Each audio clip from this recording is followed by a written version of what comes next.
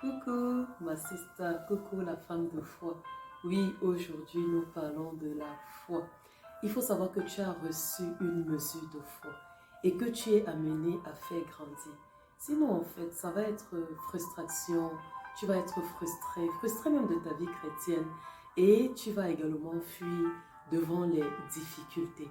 Tu vas être ce qu'on appelle une personne ayant la foi. Or, Dieu nous appelle à être des personnes de foi. Une personne ayant la foi, c'est juste de façon ponctuelle. Une personne de foi, c'est justement sur la durée. Alors, comment faire justement pour faire grandir ta foi au quotidien, pour augmenter ta foi?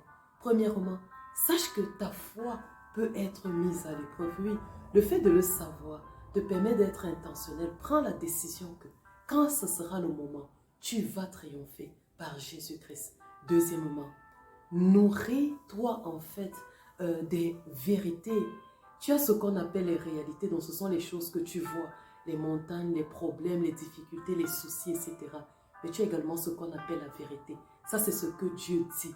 Donc en fait, choisis, recherche constamment la vérité. À propos de toutes les situations de ta vie, il y a une vérité, que ce soit dans le mariage, les finances, les études, etc. Il y a une vérité que Dieu dit. Recherche-la de façon constante. C'est très important. Dieu dit, la foi vient de ce qu'on entend. Ce qu'on entend vient de la parole de Dieu.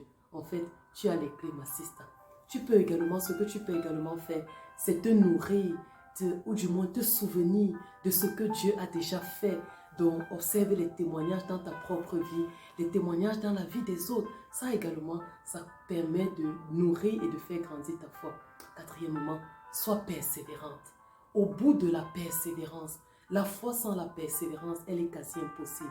Au bout de la persévérance, lorsque tu vas persévérer, là, tu pourras dire que tu es une personne de foi et ta foi sera inébranlable. Mets cela en pratique, ma sister, et tu vas voir la fidélité de Dieu. N'oublie pas d'impacter.